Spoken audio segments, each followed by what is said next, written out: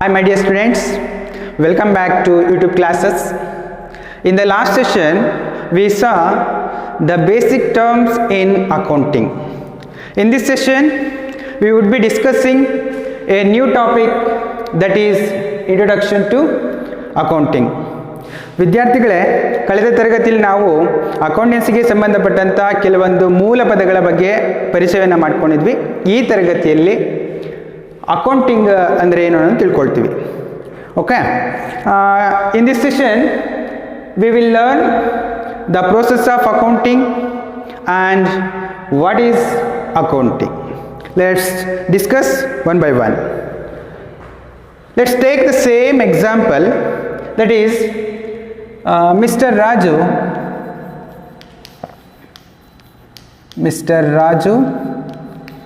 started a business. Mr. Raju started a business. Now he has to prepare or maintain accounts. How to maintain accounts? What are the process of accounts? Okay, ಅಂದರೆ ಈಗ Raju ಬಿಸ್ನೆಸ್ನ start ಮಾಡಿದ್ದಾನೆ. ಅವನು ತನ್ನ ವ್ಯವಹಾರದಲ್ಲಿ ಅಕೌಂಟ್ಸ್ನ maintain ಮಾಡಬೇಕು. ಅಕೌಂಟ್ಸ್ನ ಹೇಗೆ maintain ಮಾಡಬೇಕು, ಅಥವಾ ಅಕೌಂಟ್ಸ್ನ ಪ್ರಿಪೇರ್ ಮಾಡೋದಾದರೂ ಹೇಗೆ? ಸೊ ಅಕೌಂಟ್ಸ್ನ ಪ್ರಿಪೇರ್ ಮಾಡಬೇಕು ಅಂದರೆ ಕೆಲವೊಂದು ಪ್ರೋಸೆಸ್ ಇದೆ. ಆ ಪ್ರೋಸೆಸ್ನ ಫಾಲೋ ಮಾಡ್ಕೊತಾ ಹೋಗಬೇಕು. ಸೊ ಯಾವುದೇ ಪ್ರೋಸೆಸ್ ಇದೆ ನೋಡ್ಕೊತಾ ಹೋಗೋಣ. Accounting is A process. Accounting is A process. So first one, identification of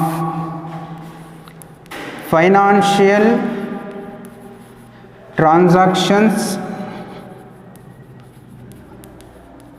and events. So ಮೊದಲ ಪ್ರಕ್ರಿಯೆ identification. Okay, identification of financial transactions and events. So transaction ಬಗ್ಗೆ ನೀವು ಆಲ್ರೆಡಿ ತಿಳ್ಕೊಂಡಿದ್ದೀರಾ. ಸೊ ಯಾವ್ಯಾವ ಟ್ರಾನ್ಸಾಕ್ಷನ್ ನಡೆದಿದೆ ಅನ್ನೋದು ನೋಡೋಣ. ಸೊ ರಾಜು ಅವನ ಬಿಸ್ನೆಸ್ಸಲ್ಲಿ ಒಂದು 2 ಟ್ರಾನ್ಸಾಕ್ಷನ್ ನಡೆದಿದೆ ಅಂತ ಅಂದ್ಕೊಳ್ಳೋಣ. ಸೊ ಫಸ್ಟು ಟ್ರಾನ್ಸಾಕ್ಷನ್ಸ್, ಬಿಸ್ನೆಸ್ಸಲ್ಲಿ ಟ್ರಾನ್ಸಾಕ್ಷನ್ಸ್ ನಡೆದಿದೆ. ಸೊ ಫಸ್ಟ್ ಟ್ರಾನ್ಸಾಕ್ಷನ್ನು, ಈ purchase some goods. Okay, goods for his business. Next, he paid electricity bill of his home. ನೋಡಿ ವಿದ್ಯಾರ್ಥಿಗಳೇ, ರಾಜು ಬಿಸ್ನೆಸ್ಸಲ್ಲಿ 2 ಟ್ರಾನ್ಸಾಕ್ಷನ್ ನಡೆದಿದೆ. ಒಂದು, ಅವನ ಬಿಸ್ನೆಸ್ಗೋಸ್ಕರ ಗೂಡ್ಸನ್ನ ಪರ್ಚೇಸ್ ಮಾಡಿದ್ದಾನೆ, ಅದು ಒಂದು transaction. Purchase of goods is A transaction. Next ಯಾವ ಟ್ರಾನ್ಸಾಕ್ಷನ್ ನಡೆದಿದೆ ಅಂದರೆ, ಅವನ ಮನೆಯ ವಿದ್ಯುತ್ ಬಿಲ್, ಎಲೆಕ್ಟ್ರಿಸಿಟಿ ಬಿಲ್ ಏನಿದೆ ಅದನ್ನು ಪೇ ಮಾಡಿದ್ದಾನೆ. ಸೊ ಈ 2 ಟ್ರಾನ್ಸಾಕ್ಷನ್ ನಡೆದಿದೆ. ಸೊ ನಾವಿಲ್ಲಿ ಫಸ್ಟ್ ಪ್ರೊಸೆಸಲ್ಲಿ ಏನು, identification of financial transactions and events. ಟ್ರಾನ್ಸಾಕ್ಷನ್ಸ್ನ ಐಡೆಂಟಿಫೈ ಮಾಡಬೇಕು. ಅದು ಯಾವ ಟ್ರಾನ್ಸಾಕ್ಷನ್ ಆಗಿರಬೇಕು ಅಂದರೆ ಬಿಸ್ನೆಸ್ ಟ್ರಾನ್ಸಾಕ್ಷನ್ ಆಗಿರಬೇಕು. ಓಕೆ, ಅಂದರೆ ಬಿಸ್ನೆಸ್ಗೆ ಸಂಬಂಧಪಟ್ಟಿರೋ ಟ್ರಾನ್ಸಾಕ್ಷನ್ ಮಾತ್ರ ನಾವು ತಗೊಳ್ಬೇಕು. ಸೊ ಇಲ್ಲಿ 2 ಟ್ರಾನ್ಸಾಕ್ಷನ್ ಇದೆ. ಒಂದು, he purchase goods for his business, he paid electricity bill of his home. ಈ 2 ಟ್ರಾನ್ಸಾಕ್ಷನ್ನಲ್ಲಿ ಬಿಸ್ನೆಸ್ ಟ್ರಾನ್ಸಾಕ್ಷನ್ ಯಾವುದು ನೋಡಿ? ಇದು ಬಿಸ್ನೆಸ್ ಟ್ರಾನ್ಸಾಕ್ಷನ್ನು, ಇದು ಬಿಸ್ನೆಸ್ ಟ್ರಾನ್ಸಾಕ್ಷನ್ ಅಲ್ಲ. ಓಕೆ, ಹಾಗೆ ನಾವು ಬಿಸ್ನೆಸ್ ಟ್ರಾನ್ಸಾಕ್ಷನ್ಸ್ನ ಮಾತ್ರ ಫೈಂಡ್ ಔಟ್ ಮಾಡಬೇಕು. So identification of business transaction.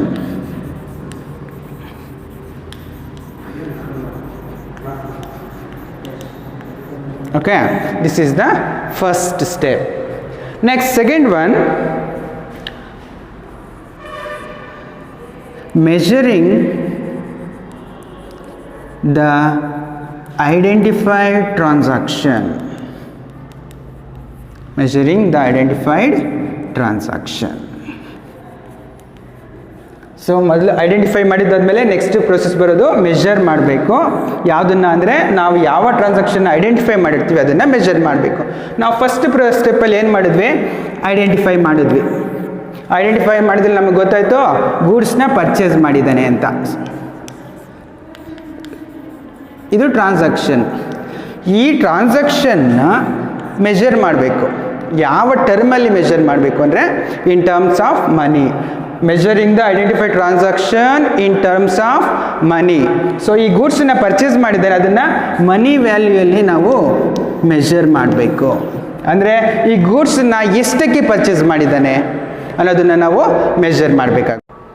Okay, the next process, third process, recording. Okay, ನಾವು ಇಲ್ಲಿವರೆಗೂ 2 ಸ್ಟೆಪ್ಪನ್ನು ನೋಡಿದ್ವಿ. ಫಸ್ಟ್ ಸ್ಟೆಪ್ ಅಥವಾ first process identification of financial transaction. Next measuring of financial transactions.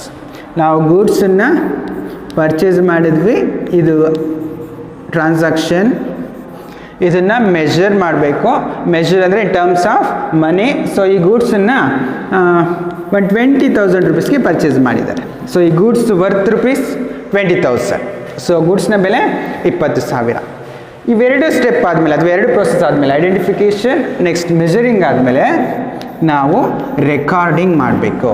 Okay, ಈ ಟ್ರಾನ್ಸಾಕ್ಷನ್ ಏನು ಮಾಡ್ತೀವಿ ಅದನ್ನು ರೆಕಾರ್ಡ್ ಮಾಡಬೇಕು.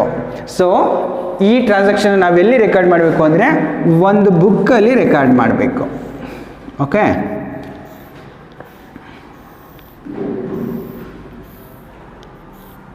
ಒಂದು ಬುಕ್ಕಲ್ಲಿ ರೆಕಾರ್ಡ್ ಮಾಡಬೇಕು. ಏನಂತ ರೆಕಾರ್ಡ್ ಮಾಡಬೇಕು? Goods purchase rupees 20,000. ಓಕೆ, ಹಾಗಾದ್ರೆ ಈ ಬುಕ್ಕಿಗೆ ಏನು ಹೆಸರಿಲ್ವಾ? ಈ ಬುಕ್ಕಿಗೆ ಒಂದು ನೇಮ್ ಇದೆ, ಆ name journal. Okay, JOURNAL, journal. Okay, recording is always done in journal. Okay, ನೆನ್ಪಿಟ್ಕೊಳ್ಳಿ, recording is always done in journal. Okay, ಜರ್ನಲಲ್ಲಿ ನಾವು ರೆಕಾರ್ಡನ್ನು ಏನು ಟ್ರಾನ್ಸಾಕ್ಷನ್ ಐಡೆಂಟಿಫೈ ಮಾಡಿರ್ತೀವಿ ಅದನ್ನು ರೆಕಾರ್ಡ್ ಮಾಡ್ಕೊಳ್ತೇವೆ. Okay, next fourth process classifying.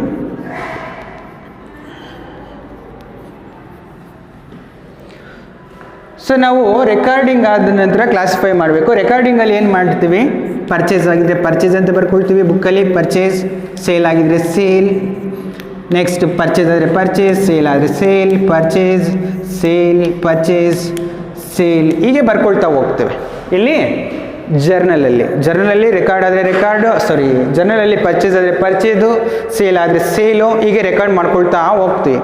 So next fourth process ಕ್ಲಾಸಿಫೈಯಿಂಗಲ್ಲಿ ಏನು ಮಾಡಬೇಕು ಅಂದರೆ, ಸೊ ನಾವು ಈ ಬುಕ್ಕಲ್ಲಿ ಏನಂತ ಬರ್ಕೊಂಡಿರ್ತೀವಿ?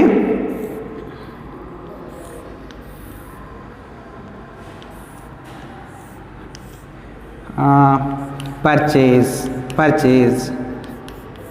ಸೇಲ್, ಪರ್ಚೇಸ್, ಹೀಗೆ ನಾವು ಜರ್ನಲಲ್ಲಿ ರೆಕಾರ್ಡ್ ಮಾಡ್ಕೊಳ್ತಾ ಹೋಗಿರ್ತೀವಿ. ಈಗ ಕ್ಲಾಸಿಫೈ ಮಾಡಬೇಕು. ಹೇಗೆ ಅಂದರೆ, ಏನು ಇಲ್ಲಿ ಪರ್ಚೇಸ್ ಆಗಿರುತ್ತೆ, ಇಲ್ಲಿ ನಾವು ಜರ್ನಲಲ್ಲಿ ಎಲ್ಲ ಪರ್ಚೇಸು ಸೇಲ್ ಎಲ್ಲ ಕಂಬೈಂಡಾಗಿ ಬರ್ಕೊಂಡಿರ್ತೀವಿ.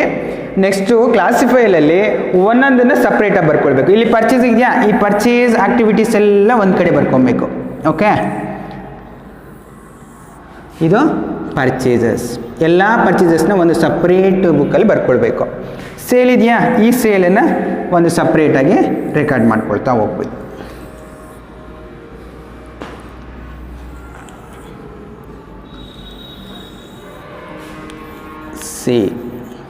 ಓಕೆ, ಇದನ್ನು ಕ್ಲಾಸಿಫೈಯಿಂಗ್ ಅಂತ ಕರಿತೀವಿ. ಅಂದರೆ ಎಷ್ಟು ಪರ್ಚೇಸಸ್ ಇದೆ ಆ ಪರ್ಚೇಸಸ್ ಎಲ್ಲ ಒಂದು ಸಪ್ರೇಟ್ ಆಗಿ ಕ್ಲಾಸಿಫೈ ಮಾಡಬೇಕು. ಸೇಲ್ಸ್ನೆಲ್ಲ ಒಂದು ಸಪ್ರೇಟ್ ಇದರಲ್ಲಿ ಕ್ಲಾಸಿಫೈ ಮಾಡ್ಕೊಳ್ತಾ ಹೋಗ್ಬೇಕು. ಈ ಕ್ಲಾಸಿಫೈನ ನಾವು ಎಲ್ಲಿ ಮಾಡ್ತೀವಿ ಅಂದರೆ ಲೆಡ್ಜರ್. ಓಕೆ, ನೆನ್ಪಿಟ್ಕೊಳ್ಳಿ, ನಾವು ಕ್ಲಾಸಿಫೈ ಮಾಡೋದು ಇಲ್ಲಿ ಲೆಡ್ಜರಲ್ಲಿ ನಾವು ಏನು ಟ್ರಾನ್ಸಾಕ್ಷನ್ಸ್ ನಡೆದಿರುತ್ತೆ ಅದನ್ನು ಸಪ್ರೇಟಾಗಿ ಕ್ಲಾಸಿಫೈ ಮಾಡ್ಕೊಳ್ತೀವಿ ಇಲ್ಲಿ ಲೆಡ್ಜರಲ್ಲಿ. Next fifth process summarising.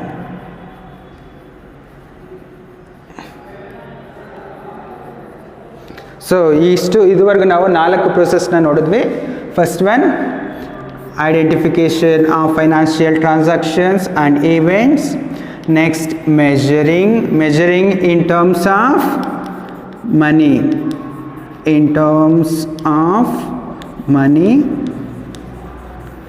and next, recording is always done in journal.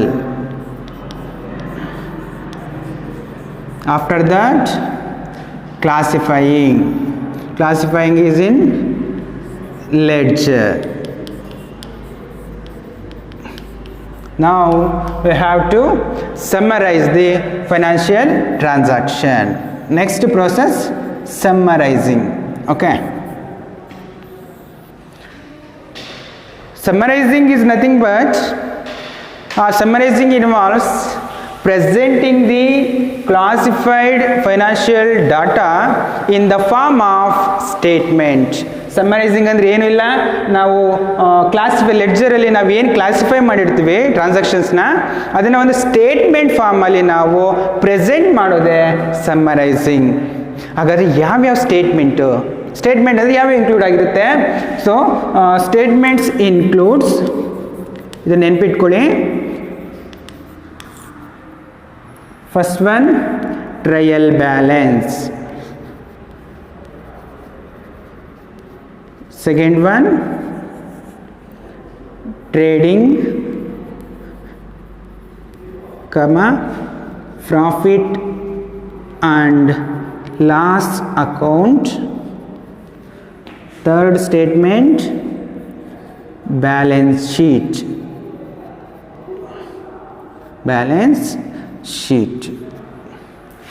Okay, ನಾವು ಏನು ಲೆಡ್ಜರಲ್ಲಿ ಕ್ಲಾಸಿಫೈ ಮಾಡ್ತೀವಿ ಅದನ್ನು ಸಮ್ಮರೈಸ್ ಮಾಡಬೇಕು ಸ್ಟೇಟ್ಮೆಂಟ್ ಫಾರ್ಮಲ್ಲಿ. ಯಾವ್ಯಾವ ಸ್ಟೇಟ್ಮೆಂಟ್ ಇದೆ? 3 ಸ್ಟೇಟ್ಮೆಂಟ್ ಇದೆ. ಒಂದು trial balance, second one trading, profit and loss account, third one balance sheet. So ಈ ಟ್ರಯಲ್ ಬ್ಯಾಲೆನ್ಸ್ ಅಂದ್ರೇನು, trading and profit and loss account ಅಂದ್ರೇನು, ಬ್ಯಾಲೆನ್ಸ್ ಶೀಟ್ ಅಂದರೆ ಅನ್ನೋದು ನಿಮಗೆ ಡೌಟ್ ಇರ್ಬೋದು. ಸೊ ಈ ಟ್ರಯಲ್ ಬ್ಯಾಲೆನ್ಸ್ ಬಗ್ಗೆ ನಿಮ್ಮ ಫಸ್ಟ್ ಇಯರ್ ಅಕೌಂಟೆನ್ಸಿ ಸಬ್ಜೆಕ್ಟಲ್ಲಿ 6th ಚಾಪ್ಟರಲ್ಲಿ ಕಲ್ತ್ಕೊತೀರ. ಓಕೆ, 6th ಚಾಪ್ಟರಲ್ಲಿ ಟ್ರಯಲ್ ಬ್ಯಾಲೆನ್ಸ್ನ ಪ್ರಿಪೇರ್ ಮಾಡೋದು ಹೇಗೆ ಅಂತ, ಮತ್ತು trading, profit and loss account ಮತ್ತು ಬ್ಯಾಲೆನ್ಸ್ ಶೀಟ್ನ 9th and 10th ಚಾಪ್ಟರಲ್ಲಿ ತಿಳ್ಕೊತೀರಾ. ಓಕೆ, ಅಲ್ಲಿ ವಿವರವಾಗಿ ಟ್ರೇಡಿಂಗ್, ಪ್ರಾಫಿಟ್ ಆ್ಯಂಡ್ ಲಾಸ್ ಅಕೌಂಟ್ನ ಪ್ರಿಪೇರ್ ಮಾಡೋದು ಹೇಗೆ, ಬ್ಯಾಲೆನ್ಸ್ ಶೀಟ್ನ ಪ್ರಿಪೇರ್ ಮಾಡೋದು ಹೇಗೆ, ಮತ್ತು 6th ಚಾಪ್ಟರಲ್ಲಿ ಟ್ರಯಲ್ ಬ್ಯಾಲೆನ್ಸ್ ಪ್ರಿಪೇರ್ ಮಾಡೋದು ಹೇಗೆ ಅನ್ನೋದು ತಿಳ್ಕೊತೀರಾ ಅಲ್ಲಿ. Okay, next 6th process, analysis and interpretation. Okay, next 6th process, analysis and interpretation. So it includes drawing a meaningful conclusion about the profit and financial position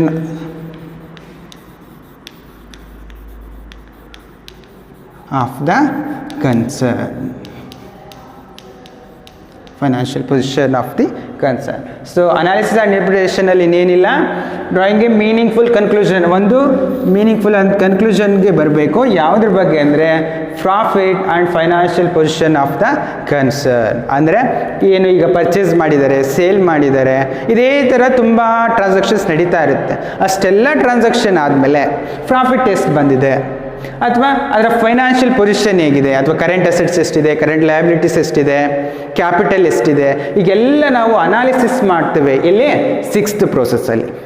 next last process, communicating to users.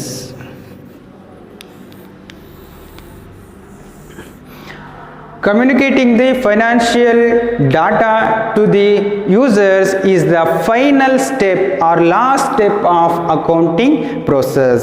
Accounting process ಅಲ್ಲಿ ನಾವು ಇಷ್ಟೆಲ್ಲ ಏನು ಮಾಡಿದ್ವಿ, ಫಸ್ಟ್ಗೆ identify ಮಾಡಿದ್ವಿ.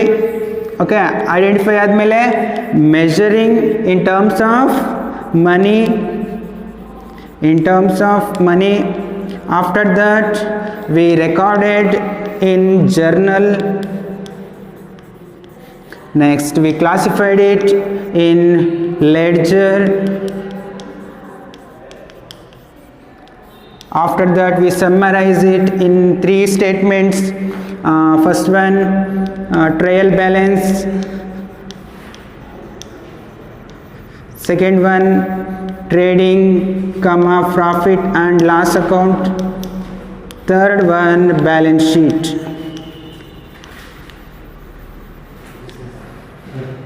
Next, analysis and interpretation. After last one, communicating to users. Okay, ಇಷ್ಟು process ಇರುತ್ತೆ, ನೆನಪಿಟ್ಕೊಳ್ಳಿ.